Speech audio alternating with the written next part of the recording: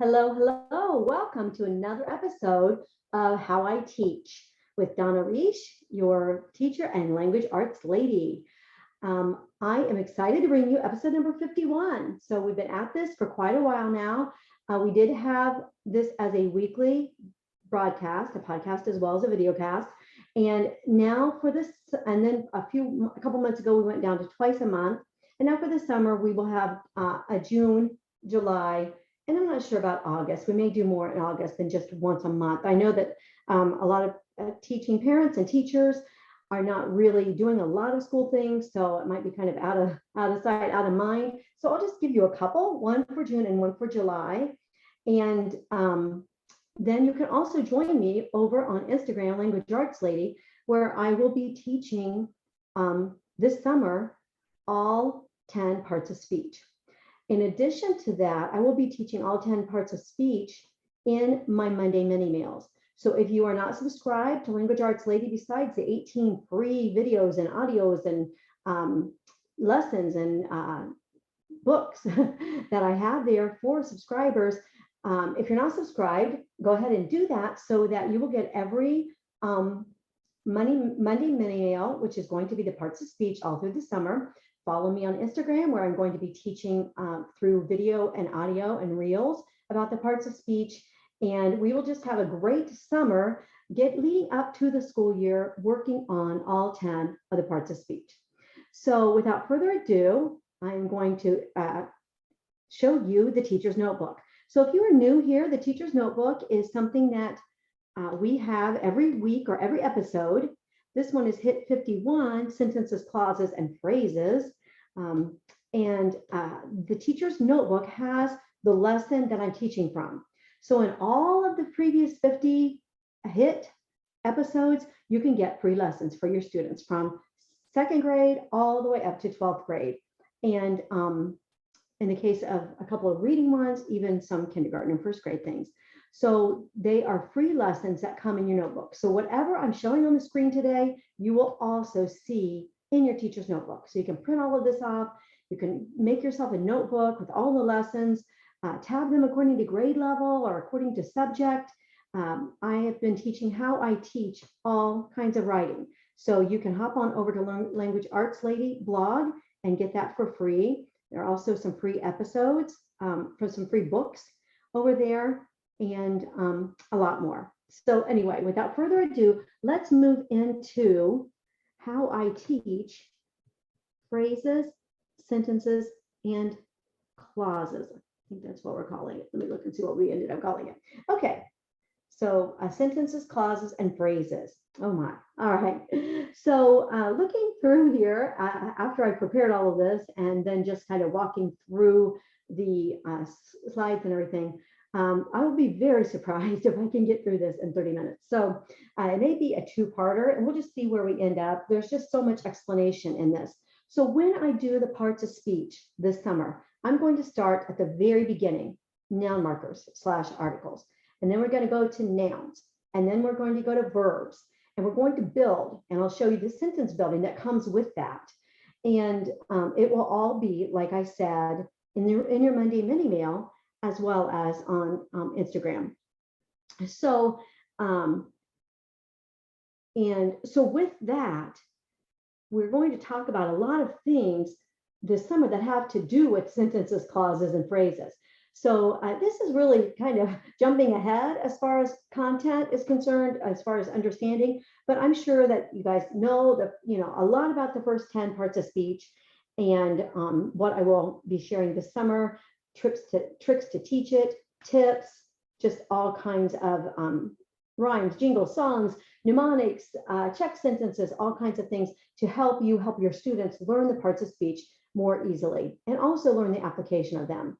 So with this lesson here, we are going to mainly talk about clauses, which begin with subordinators, and phrases. In this lesson, will be prepositional phrases and how those differ from sentences. So here we go. This lesson came from the Write Quick Kit. It is available at my Teachers Pay Teachers store. And it is like a 100-page book with videos at YouTube of me teaching the whole book. So it's like 5 hours of videos or something, 4 hours of videos that go with it. So when you get this Write Quick Kit, you'll get the Quick Kit, the 100-page book, and then you'll also get the links to the private videos of me teaching the contents in this in way more detail than I can do in these hit episodes. All right, so you can see in the table of contents, previously we had a Write Quick Kit lesson, and it was 49, number 49, and that was called Paragraph Theory. So with paragraphs, part 1, we talked a lot about the elements of a paragraph and using a train to teach paragraphs and so forth. And that is in episode 49. So today we're going to move into sentences and unsentences. And so you can see on the table of contents, I know it's kind of small, you can see on there that we have lesson 1, the 5 parts of a sentence. We have section A, sentences versus clauses versus phrases, and that's today's lesson. Lesson B, section B, sentence types and sentence structures. Section C, conciseness techniques, and section D, quotations.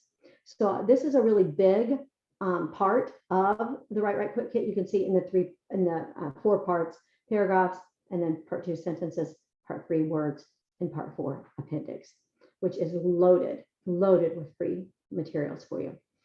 Okay, so let's move right into sentences, quote, and quote unsentences in the beginning of how to tell the 5 parts of a sentence.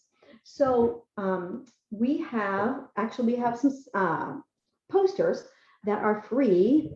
I think a couple of them are free at Language Arts Lady blog, but we have the whole poster set, which is like 44 posters in color, posters in black and white, and ring cards, reference rings that you can print in small form. There are small cards that you print off and cut and put on a ring. And so they're like 15 posters, but they're all repeated. So colored and then black and white, colored ring, reference rings, and then black and white reference rings. So that is a loaded product actually that teaches Ks. All right, so when I'm first teaching the parts of a sentence, and you'll see here that there are some assumptions that are being made about what the student already knows. So we go through Caves with this CAVES mnemonic, and that is that C, capital at the beginning, A, all makes sense, V, verb, E, end mark, and S, subject. I just did a Monday mini meal of things I say every week. And the thing I say every week is, how do you know that is a sentence? How do you know that is a sentence?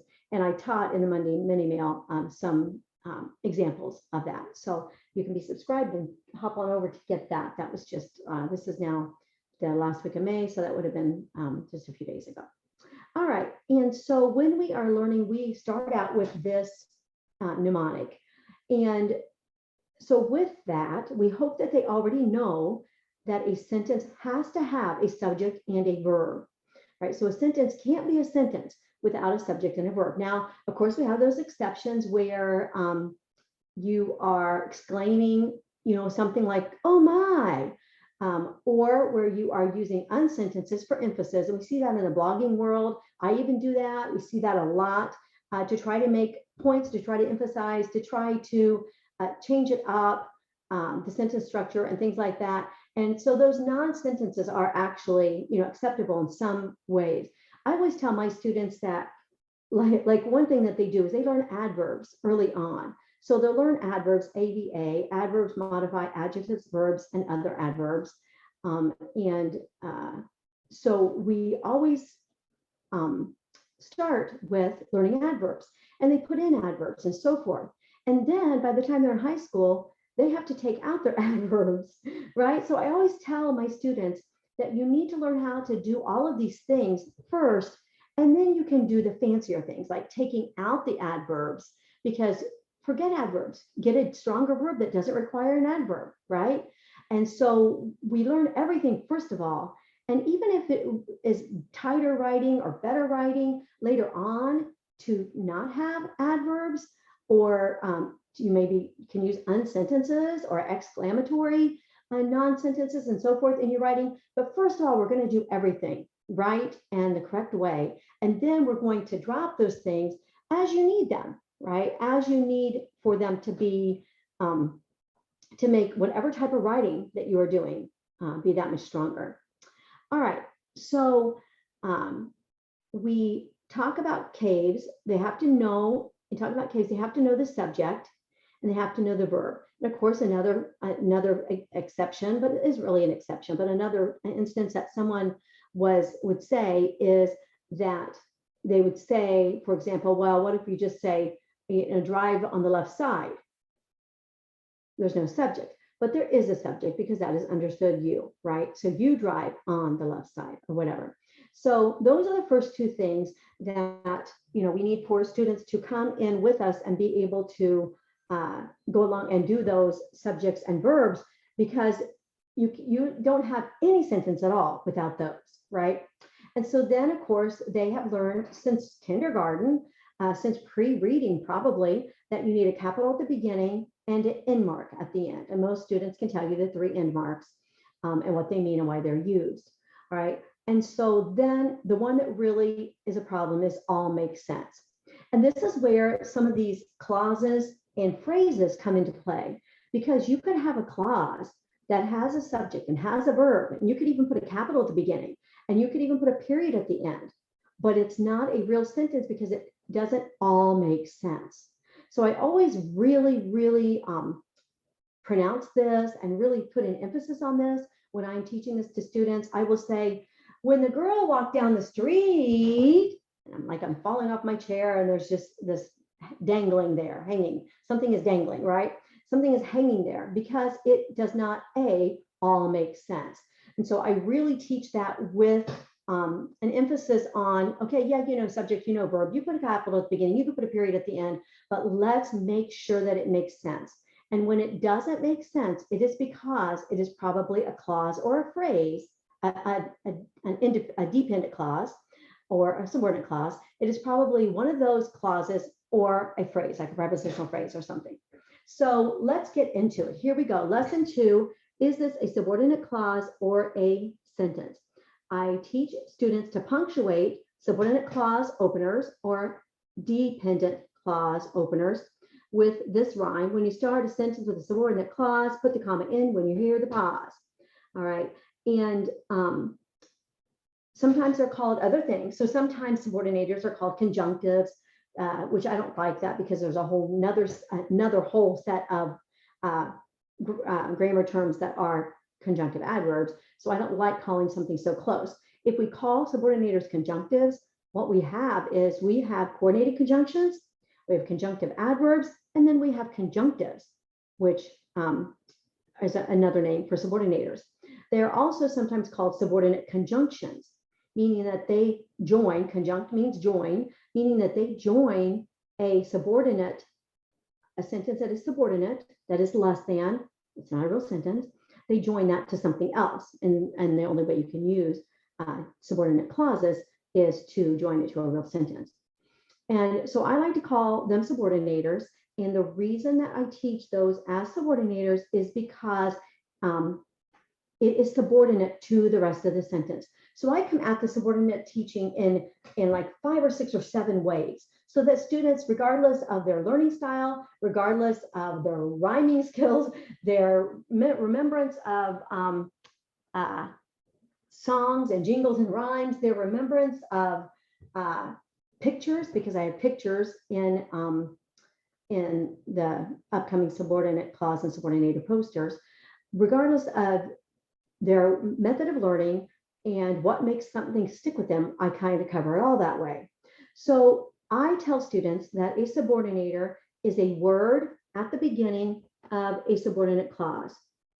So it falls at the beginning, a subordinator falls at the beginning of a subordinate clause.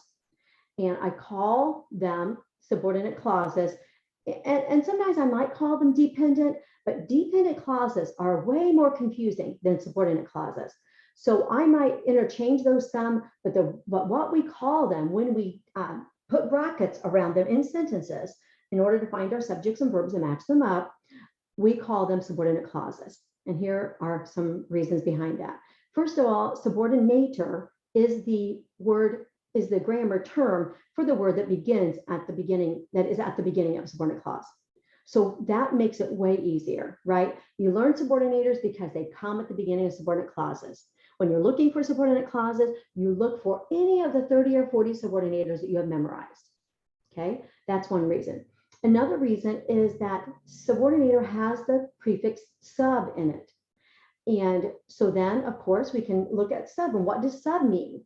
We can look at sub and say, well, a sub, like if you're a substitute or like you have a substitute teacher or a sub is coming in today, then what we are saying is that she or he is less than the real teacher, right? It's just because she doesn't usually, they do not usually teach that class, right? So they are going to be subordinate. They're going to be less than the real teacher. Also, I use a picture with a submarine, and submarine begins with the same prefix as subordinate. So then we are just solidifying that whole submarine, subordinate.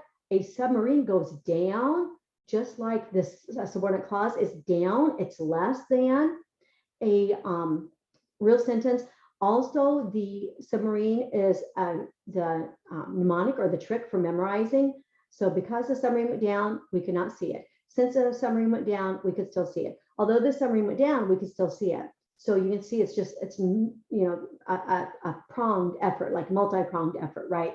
Because now we have subordinators. They start at the beginning of the subordinate clause.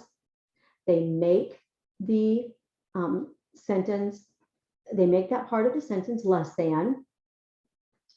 They have a subject and verb, but they're not real sentences because of the subordinator. It is less than. It cannot stand alone. And it sounds as though something is missing. And this, of course, is where I do the, since the submarine went down. Okay, is that a sentence? No, because she stretched out her voice again. Right? But eventually this causes them to hear the realness of a sentence. All right. And then another reason is because subordinators with that sub, like subpar. What is subpar? It is less than something. Like this is just subpar. It is less, right? And then we also have the concept of a subordinate, like somebody who is subordinate is under somebody else, right? So you might have, I don't know, a general and then a private, right? So a general would be the boss, so to speak, and a private would be a subordinate to him. So it's under. So we have all of these different mnemonics and word tricks and everything that can help us teach these difficult concepts, because it's very difficult to teach a subordinate clause because it can have 4 of the 5 elements of caves. And that's what makes it so difficult to teach and to learn. All right, so we go through and we teach subordinate clauses. We teach subordinators, teach subordinators first. And first I have 6 learned in rhyme. And there are some links at the end of this that have the Think Fast quizzes, the beginning and the advanced. And then there are some prepositional phrase and preposition packets to learn 100 prepositions and a whole book of 90 pages on teaching prepositions using mnemonics and just all kinds of things to use to teach 100 prepositions. And so those are available at my Teachers Pay Teacher store, but they're at the end of this book. So since, when, though, because, if, although, the reason I use that is because these are the most common 6 subordinators that will begin a beginning subordinate clause, right? So we call this, that is the first 6 subordinators learned in rhyme. So there's 6 subs, right? That is what we're learning. We're learning 6 subs. And that is simply a memorization process, right? Because we want them to have a few under their belt right away, A, so they can recognize them, B, so they can write with them, and punctuate properly when they do write with them. All right, so then the next step is a subordinator check sentence. And this is where we use the sentence, blank the submarine went down, we could no longer or still see it, right? And then all of a sudden we have probably 30 subs, i.e. subordinators, that will fit into the subordinator check sentence. Since the submarine went down, we can no longer see it. When the submarine went down, we can no longer see it. Though the submarine went down, we could still see it. Because the submarine went down, we can no longer see it. So this check sentence, again, is multi-pronged as well. I like to have a lot of avenues to come at things when I'm teaching. So this is, first of all, the subordinators fit in the beginning, the ones that are not question subordinators. The question subordinators are another thing in and of themselves. Now, when fits, but like which, who the submarine went down, what the submarine went down, what are the question words, how the submarine went down, those that are question words do not fit. But the subordinators that are used at the beginning of subordinate clauses fit perfect. They can learn tons of them. I just put this on the board, and then I say, write as many as you can think of, write as many things that will fit into that check sentence. Okay, so that's one great thing about it. Another great thing about it is look at the structure of those. Since the submarine went down, comma, we could no longer see it. Though the submarine went down, comma, we could still see it. And so the beauty of that is they have an example of a subordinate clause opener and a CS, complete sentence, right there in front of them with the check sentence. Isn't that amazing? So we are teaching subordinators through a check sentence, but voila, the check sentence is also teaching how to use a subordinate clause opener, how to punctuate, and how you need a complete sentence following it. It isn't necessarily teaching it blatantly, but once they use the check sentence over and over and over again, then I am going to say, since the submarine went down, blank the submarine went down, give me a subordinator that fits there, right? And they are going to hear that non-sentence. They're going to hear that unreal sentence. Okay, and we have a nearly complete list of subordinators in this appendix, Appendix A, Lesson 2, the very back. So this Write Quick kit is like chock full. I mean, a teacher who go through all 4 hours of this training and use this book and then have the appendix for all of the lists of everything would be very, very well prepared to teach sentence writing and paragraph writing. It's just loaded in all clauses and all conciseness techniques and just everything. It's a great grammar / writing help. All right, so now once they recognize subordinators, they're ready to write with them. So a subordinator is a word that falls at the beginning of a subordinate clause. A subordinate clause is a group of words that begins with a subordinator and has a subject and verb following it. All right. Okay, I'll come back to that. All right, so again, the name of this, a subordinate clause, tells us that it has a subordinator at the beginning of it. Right. So when I tell students, okay, I want you all to write at the beginning on your paper, I want you to write the beginning of a sentence, and I want that to be a subordinate clause first. Subordinate clause. You know what subordinate clause starts with, right? Yeah, it starts with the subordinator. Subordinate clause starts with subordinator, right? It's just so perfect. And whenever there are multiple terms for something, multiple terms for anything, even like take articles and noun markers. I've taught about those before. I'm not sure what lesson those were in. They will be the very first thing in our summer series on parts of speech. But they're called articles, and they're also called noun markers. So I am going to use the term that shows what that word is or does as much as I can. And then the other term, articles, will be in parentheses. That'll be my lesser term for those words, because a noun marker and the 3 little words tell you that a noun is about to be heard. I have a whole poster set on that too. That whole idea of noun markers tells you what they do. What do noun markers do? They mark a noun. They tell you that a noun is coming immediately or very soon. And so that is the same way with the subordinate clause. You're going to see in just a minute, dependent clause and subordinate clause in just a second. But I call them subordinate clauses because a subordinate clause is another term for clauses that are not real sentences that begin with subordinators, and it has the word subordinate in it. All right, so it begins with the subordinator and it has a subject and a verb. All right, so we can see here when we put those subordinators, in front of a subject and a verb, we have when she drove, comma. Again, we're falling off our chair. We're pulling that out. We're dragging that out because it is not a real sentence. My students tell me that when they take standardized testing and they come to a subordinate clause and it needs a comma in the sentence, like, tell you what mistake is in this or whatever, standardized test might ask for, they say, oh, it's like you're in my brain and you're about to fall off your chair. And I'm like, see, you didn't forget it though, did you? And they're like, no, I didn't forget it. All right. And so as he said, after she left, when they arrived, because he smiled, okay, and now comes the real kicker to subordinate clauses. And again, the reason why they're always mixed up with sentences, and that is that on the left, we have a sentence, and on the right, we have subordinate clause. She drove, he said, she left, they arrived, he smiled. Subject, verb, capital, period, all makes sense. Subject, verb, capital, period, all makes sense. Caves all the way through. C-A-V-E-S. But on the right, we see that when we put a subordinator at the beginning of it, it is no longer a real sentence. It is an unreal sentence. All right. And so we can't put it alone. It cannot stand alone. It has to have a complete sentence added to it. All right.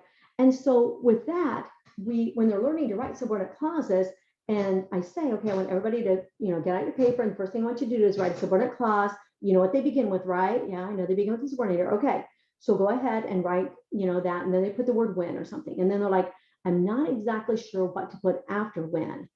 And I said, well, and I'll say, well, a subordinate clause has everything that a sentence has, except it has that subordinator that makes it sound less than a real sentence, because it is less than a real sentence. And then they'll say, oh, so I need a subject and verb. Yes. And then what do you have? When she drove, oh, yeah. Okay, it has a subject and a verb, but it doesn't all make sense.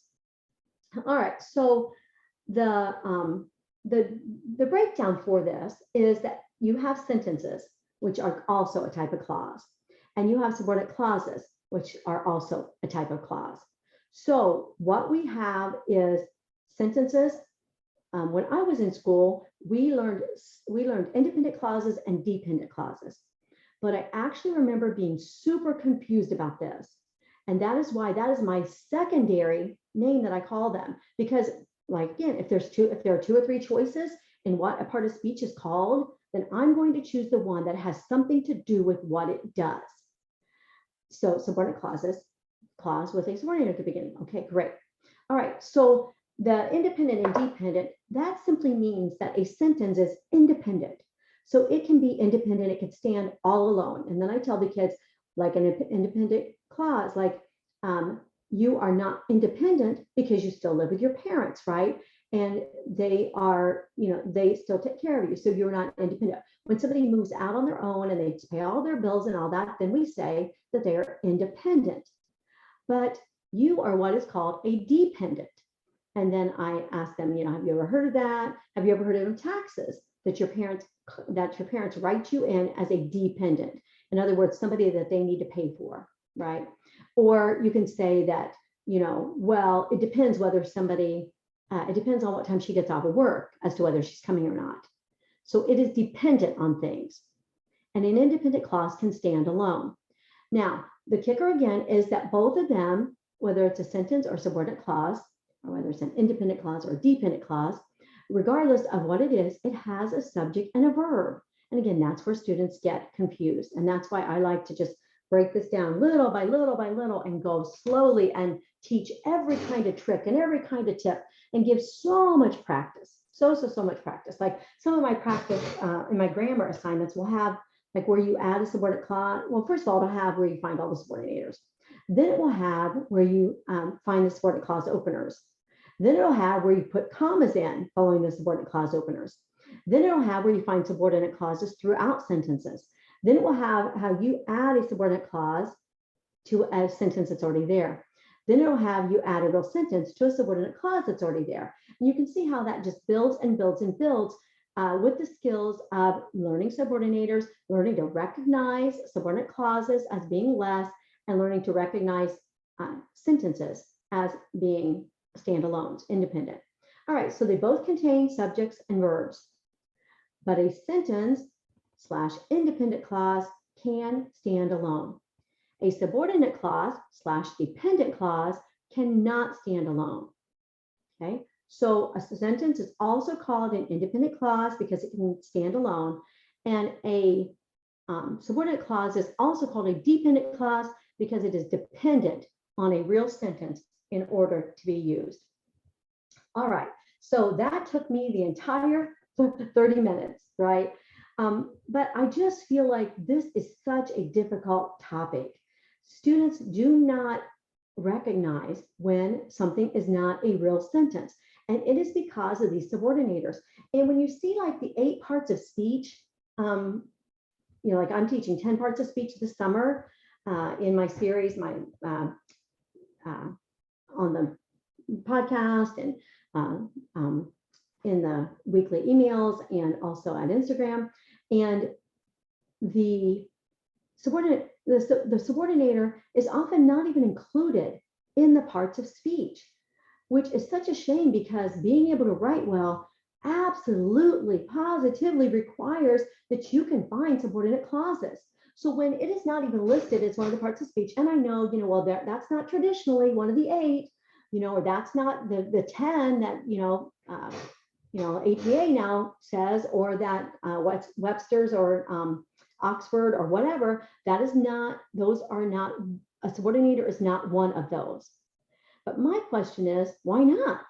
Why not when it is so important to understanding whether you have a sentence or you don't have a sentence?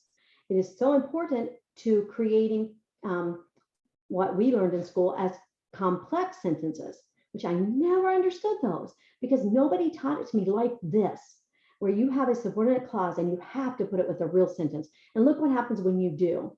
And I think that's because our grammar books came at everything, and a lot of grammar programs will, they came at everything from a grammar standpoint, whereas I come at everything from a writing standpoint. So you can't write with subordinate clause openers. You can't find your subjects and verbs and subordinate clauses to match them up. You can't see where to put a comma after a subordinate clause opener. You can't tell when something is not even a sentence because it is a subordinate clause. You can't use a subordinate clause in the middle as in a positive, right? The girl, comma, because she was late, comma, didn't get a seat, right? We're having that drop in, that kind of like in a positive. You can't learn to punctuate them at the end of sentences, right? And yet we don't say they're one of the 8, 6, 7, 9, 10 parts of speech. So anyway, I just think that that's a shame because I think it is so incredibly necessary. All right, so that is it for today. Next week, next month, we're going to pick up with prepositional phrases and then telling the difference between the two, between subordinate clauses and phrases. All right, and so a little hint, clauses have subjects and verbs and phrases usually do not. All right, so we'll get to that. We'll get to that later. So here we go. You can learn more at the blog. You can get the entire teacher's notebook in order, all ready for you to download and print at the languageartsLadyblog.com/teacher notebook. You can get individual episodes of all of the 51 hits, as well as their booklets at languageartsLadyblog.com/how-I-teach. Here are free products related to this lesson. And what we have is how to complete the checklist challenge. This product is a video of me teaching a book called How to Complete the Checklist Challenge. And they're free, the video as well as the book. And so, take a week off. Actually, you can take 2 weeks off. It's a checklist challenge is a long process. So that is the checklist that we use to improve writing. So, and it has all of these things in it that are in this Write Quick Kit. And then here are a couple of freebies that I have that would be more pertinent to learning sentences and paragraphs. And then also on 49, I did paragraph teaching from the Write Quick Kit. And then here is a free preposition list and categories card that you can get. And no charge. This actually has all the categories of prepositions that you can cut out and put on rings for your students. It's super, super helpful. All right, and so here are some digital products related to this. What a sentence contains, case poster, preposition practice, think fast grammar quizzes, all of the links to those products. And here are some more books that I have at my stores. And of course, Meaningful Composition is a 1 semester faith-based writing book. And it has all of this, those have all of this in it as well, especially the first semester of each year. So Meaningful Comp 3-1, 4-1, 5-1, 6-1, 7-1. They teach a lot about the checklist challenge and so forth. All right, thank you so much for joining me on today's hit. And I will see you next month, but I hope I see you before that. I hope I see you on Instagram, in the podcast, 10-Minute Grammar, in the Instagram reels and short lessons that I have there. I would love to just spend the entire summer with you working on the parts of speech. Thank you for joining me.